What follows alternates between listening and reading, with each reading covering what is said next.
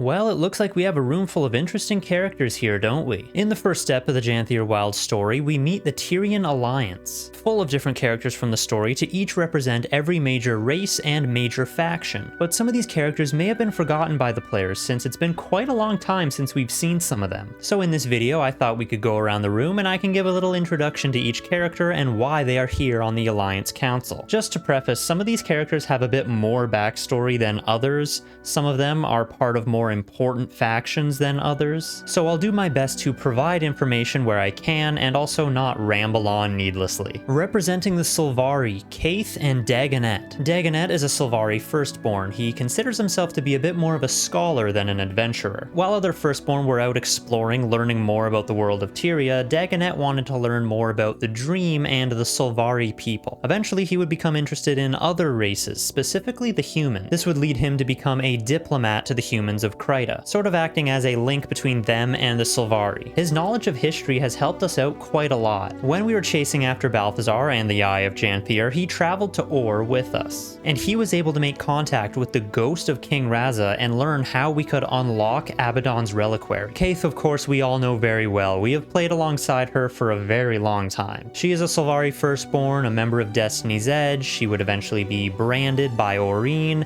and lead the Order of the Crystal Bloom. I'm not going to do a full recap on her entire story, that would be way too long. She has been involved in pretty much every major world event since the beginning of the story, so having her on the council is probably a no-brainer for the Svari, since she already has a relationship with all the other races, nations, and factions. From Lion's Arch, Commodore Lawson Mariner and Captain Ellen Keel. Commodore Lawson Mariner is part of the Captain's Council, which is sort of like the ruling body of Lion's Arch. As Commodore, he is the leader of the council, so you could sort of think of him as the mayor of Lion's Arch. However, the Captain's Council itself is made up of many different ship captains, and it works as a democracy. So even though Lawson is the leader, he doesn't act alone without consulting the rest of the Captain's Council. Lawson Mariner is actually the grandson of Kobaya Mariner, who was the one who founded and reunited Lion's Arch into the free city that we know today after it was destroyed by Zaitan's Rising. Captain Ellen Keel is a prominent member of Lion's Arch Captain's Council. She has been involved with Lion's Arch her entire life. As a young woman, she served with the Lion Guard to help defend against the Risen Army, and she would quickly rise up through the ranks and eventually become an inspector. As an inspector, she would assist with many major investigations, such as the rampage in Karka on South Sun Cove, the Aetherblade pirate attacks, the entire Scarlet Briar incident. She is very well connected and has a working relationship with many major organizations all over Tyria. Representing the Char Legions, Krisha Stoneglow and Malice Sword Shadow. Krisha Stoneglow was a very prominent character in the Icebrood Saga story. She used to be a tribune working under Bangar Ruinbringer in the Blood Legion, but this was before Bangar went on his crazy Char supremacist tirade. Krisha was a member of Stone Warband alongside Ridlock, and she would specialize in Flame Legion infiltration missions. She was so good at Flame Legion infiltration that she would eventually gain the trust of Geharon Balefire himself. Krisha would fight alongside us and our allies all throughout the Icebrood Saga story. When Bangar left, she stepped up to fill the leadership role, and it seems like she's been gaining a lot of support ever since. It almost seems like she would be the frontrunner for Connor if the Char were to ever elect a new one. And Malice Sword Shadow, the Imperator of the Ash Legion. She's actually the youngest of the Char Imperators, but she's probably become the most valuable. She is best known for her intelligence and strategy skills. Being the head of the Ash Legion, she has made it her goal to have a constant network of knowledge and surveillance on everything in the world. She often does this by placing spies in other organizations to learn about them from within. For example, Ember Doomforge, who is part of the Vigil, is actually an Ash Legion spy working for Malice. Since Malice has a working knowledge on just about every topic in the world, she'll definitely prove valuable on this Alliance Council. From Kryta, we have Queen Jenna and Countess Anise. Queen Jenna and Anise probably don't need much of an introduction. Jenna is obviously the Queen of Kryta, but I've got a few fun facts for you about her. She is a descendant of King Doric, who was the first ever king of united humanity. He was also king while the gods were still on Tyria. Jenna is also the last known member of the Salmaic dynasty, which is the royal family that has ruled over Kryta for a very long time. Jenna herself is one of the most powerful mesmers in the world. She has performed many magical feats that are borderline godlike, such as shielding an entire city, glimpsing into the mind mind of Kralkatorrik, holding off an entire branded army all by herself. Countess Anise is the personal bodyguard of Queen Jenna, also a very powerful mesmer herself. She is an advisor on the royal court, but is also the master exemplar of the Shining Blade. Not too much is known about her backstory due to her taking the secret oath of the Shining Blade when she was very young. But an interesting note about her: some civilians have noticed that she maintains her beauty and youthful appearance no matter how much she ages. It's rumored that magic must have something to do with this, but who knows for sure? Representing Cantha and Free Ekelvald, we have Empress I and Aumi. Empress I has decided to sit on the council herself instead of sending a representative. She is descendant of the imperial family of the Empire of the Dragon, the imperial family that was headed by the first Canthan emperor, Kainang Ta. In the past, Cantha has been very independent and cautious to work with other nations. But thanks to Empress I, Cantha has begun to open up again. She understands that as the world begins to change,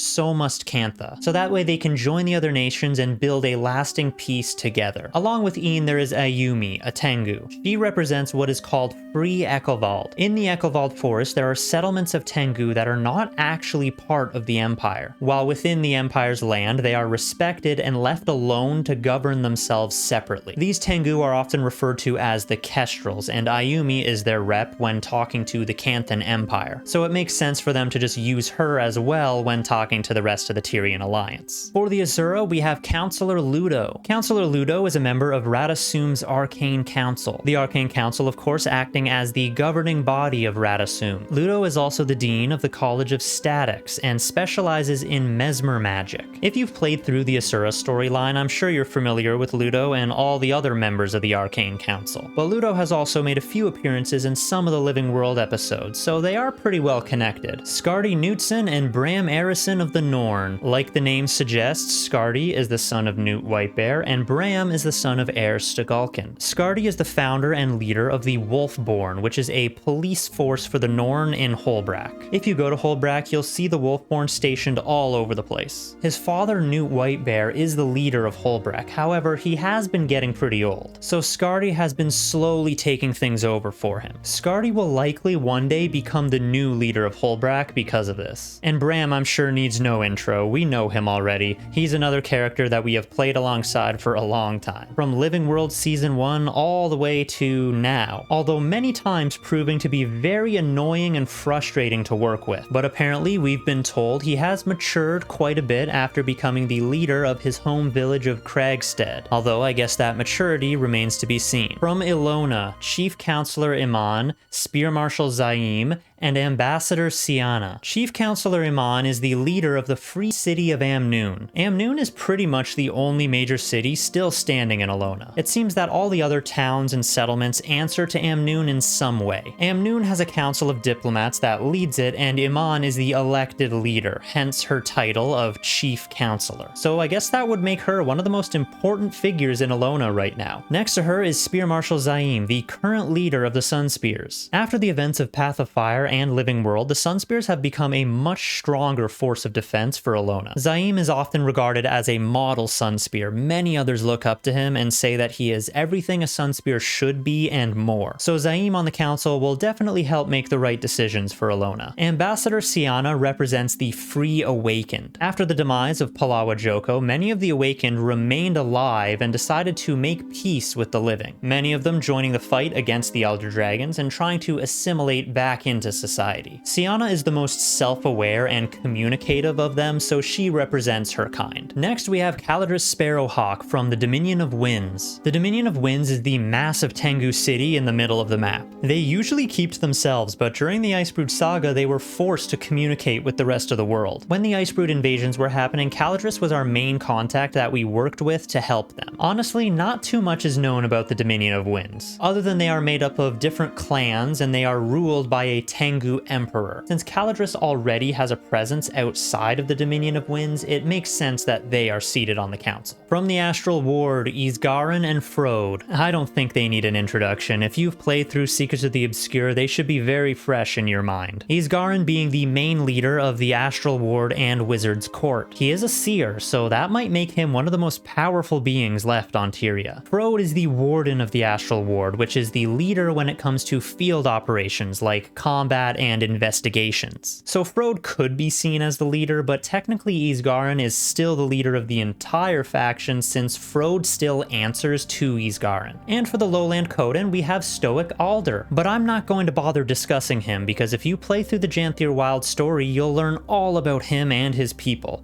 which I highly encourage you to do. Finally, we have some lesser members of the Alliance Council. They seem to take a back seat, only listening in on the discussion. We've got the Derman Priory, Steward Gix. From the Vigil, Javi Joris' daughter and Laernthir of the Wild. From the Order of Whispers, Riel Darkwater. From the Skrit, we've got Skrit King LXXV and Queen Chirkt V.